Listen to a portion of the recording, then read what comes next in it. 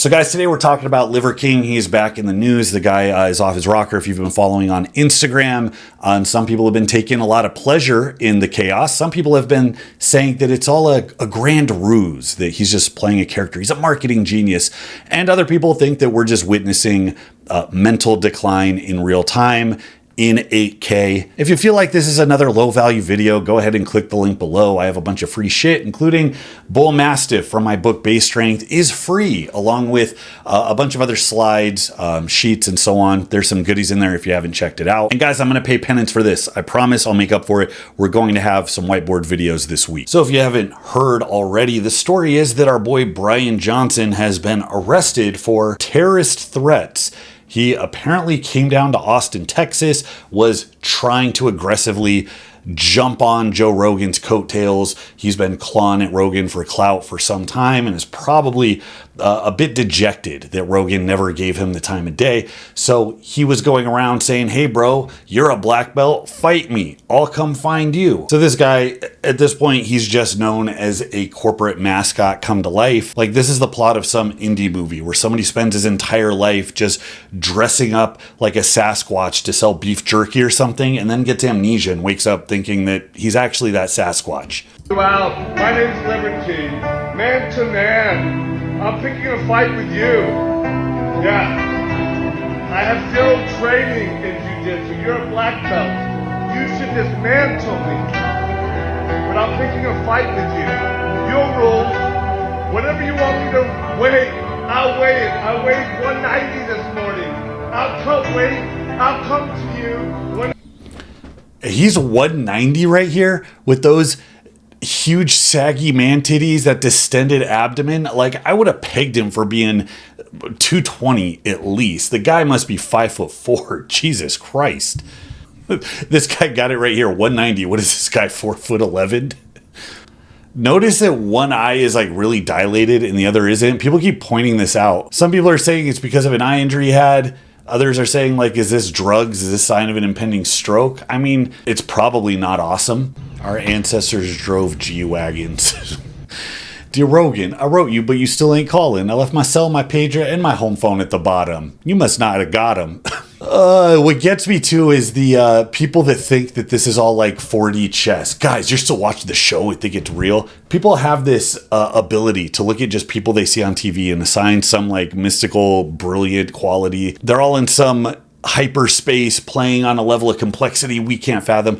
We're so used to seeing the M. Night Shyamalan twist that we think that this is how people are actually living their lives. If you're going to play a character, this is the shittiest character you could play. It doesn't fit his brand. It goes against everything he's been saying.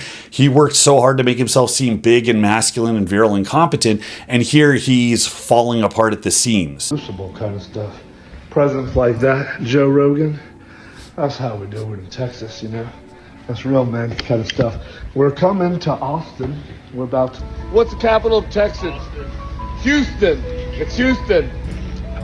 Guess what? You're dead, bitch. Here we go. I've been watching all of his videos, the common themes. He wants to fight Rogan. He hasn't slept and seems to be in the middle of some kind of manic episode, yet his family and friends are with him, supporting him. He's referenced the Netflix documentary a lot. I'm guessing that what he thought it was going to be and what it turned out were two different things. I think this is his way of begging to be on the Rogan podcast, or he's already scheduled to go on the pod, and this is his lead-up publicity stunt 5. I have no fucking clue either. I think all of this is perfectly rational, except number 4. Rogan is a publicity stunt. That's the reach. That's what you're looking for. Going crazy before Rogan doesn't do any... Like, if you intentionally did that as a sane person, that's still fucking crazy and or stupid. So I don't know that it's better. It's much more likely that he's just off his rocker. Oh, and somebody said 6. He's mentioned a few times he's struggling to poop, so he could have blood toxicity and be close to his death. I think that's pretty strong. Maybe stronger than time. I'll book in it with love, man. I asked you for an invitation. I am a man, a real man, and you could denounce me and call me the metaphors of all these other things, and I own it. I did it. I did all of it, and you can hate me and say these things, but you're not allowed to do that further than me. And when you do, it touches my family. For the Jim Riggs and the predecessor Bryans of me, It's an unwinnable fight that you picked. It's profound stuff.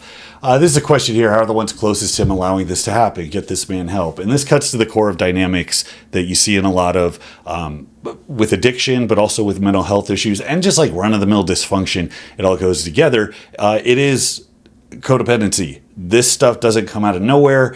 It doesn't just manifest out of the blue.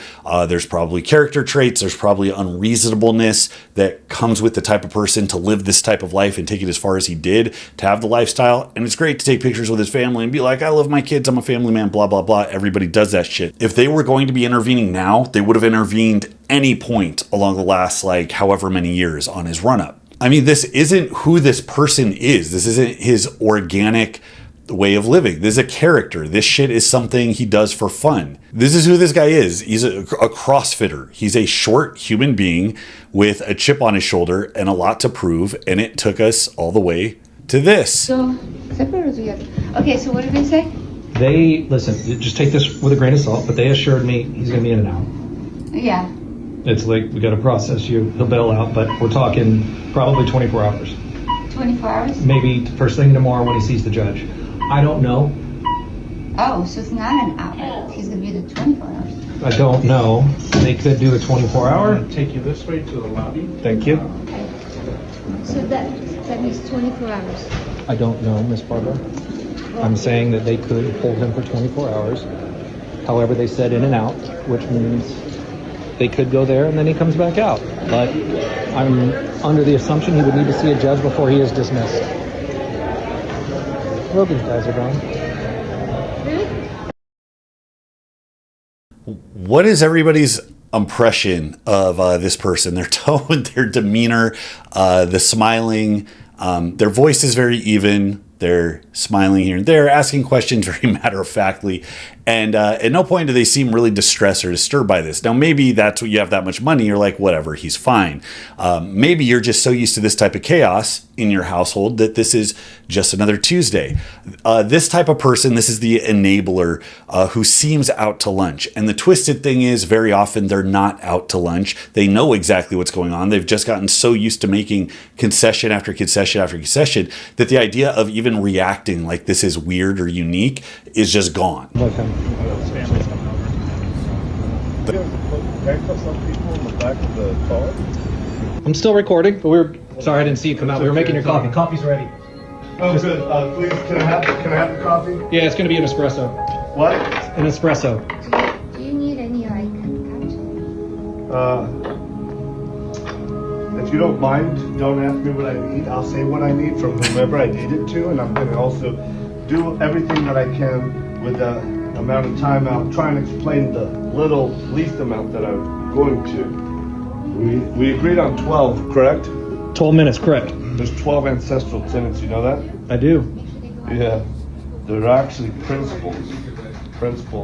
And I asked another man how much time I have it. He said none, zero. What's stronger than time? Principles. That's stronger than time. He knew it. At some point, Joe Rogan, I got your attention. I think it's a legitimate fight. Bookending it with love. It's just starting. It's day one, bro. Day one. Okay.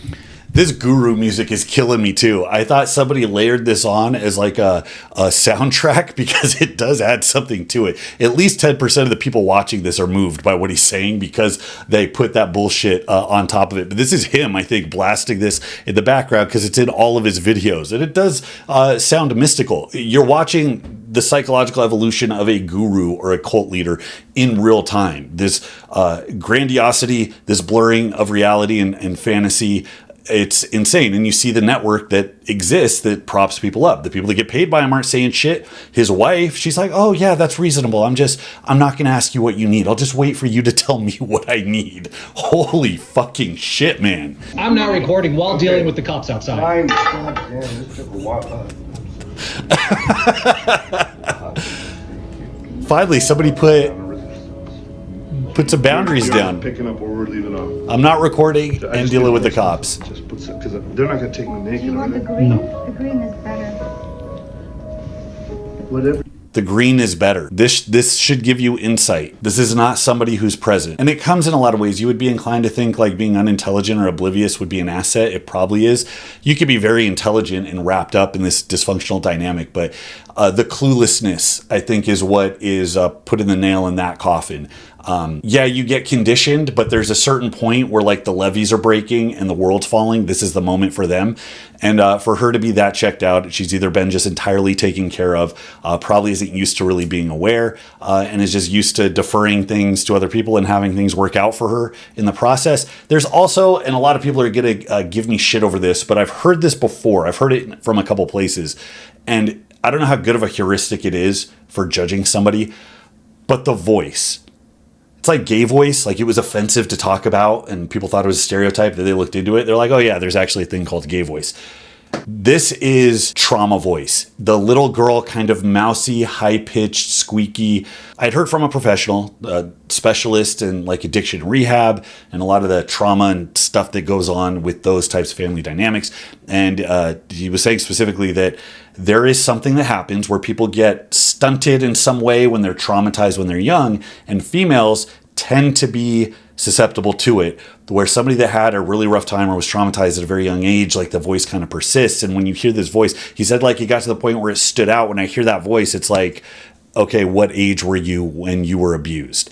And I know this is like speculation on speculation. I don't know that that's where she's at, but it's easy to make those connections given that we are already where we're at. What you gave me is perfect, Queen. Can I put my shoes on and stuff? Yes. Okay. And if you need a new patch or anything, You should record anything and everything. And when I go to the back, Justin's recording Fitzpatrick. He's got the most beautiful wife in the world. You wouldn't want to take most of them to prison. The sweater, it's Joe Rogan. This is how I do my name. Can I take my phone? it's Rogan with his face underneath. And on the back it says, all roads bleed through Barbarian. we know. You're not going to stop recording. No, I'm not. No, I'm not. Let's just not have that on your pocket. What? A Leatherman? Yeah. A Leatherman. A knife in it. I know, but it's not reasonable to have a Leatherman. They're going to take it off of you. Okay, keep protecting me like Peter Nemeth tried to. Don't say anything. Contract, don't say anything. Why did I do that's illegal? Can somebody first just tell me? Because as soon as you... It's family. You never have to be embarrassed of family. Ancestral honors. I fucking disagree. That was a lie on the level of I've never taken steroids. Brother, ask your kids right now if you can ever be embarrassed about family. Called reputation. We're the Liver King family, a real king, a real queen who's kind of scared. Kind of scared. Striker over here is kind of scared. Dad's getting arrested again. We've already been through it once. The first time, do you remember what I said? I said, guys, Bob was not... All right, I didn't even see the kid in the background. That's kind of heartbreaking. I relate to that quite a bit. My dad was a psychiatrist. I actually haven't spoken to him since I was 16, so that was well over 20 years ago. And we were living in the Midwest. We'd moved out there on a lark. We'd moved every 6 months because of his, I would say, mental instability. But it came to a crescendo when he had a full mental breakdown, developed an addiction, got himself a bipolar diagnosis that checks out. He was ever rambling quite like this, but the decision making, the way of interacting with other people was about as embarrassing as it could be. And it was just all ego with no awareness. And eventually it came to a head, and that's what destroyed our family. So that actually got me right there. Seeing that kid in this suite, watching his dad spiral. This is the price of enablers. You can put so much blame on him. I mean, you are what you do, mental illness or not. But he's going to do what he's going to do, and it's the same with like alcoholism or anything else. To get to the bottom of it, your support system is where you sink or swim. And the people that think they're helping, the people that are being non-confrontational, that's not charity. That's not support. That's, I'm not going to piss on you if you're on fire, if it ends the party, or if it makes me the bad guy. And that's part of the codependency. You're incomplete. You can't sustain yourself by yourself. You're defined by what you offer to the other person. Her role is to support him however he needs, and she can't break away from that and be anything more rigid than a wet noodle. And that's why she has complete inability to do anything. And that breaks my heart that his kids have to stand by and watch that. I mean, we can laugh all day long, but that's this is tragic. So it says that he's being held on a $20,000 bond, which is nothing to him. I mean, last I heard, he was worth over $100 million. I don't know if he's managed to piss it all away. I mean, it's easier to do than you think in this type of mental state.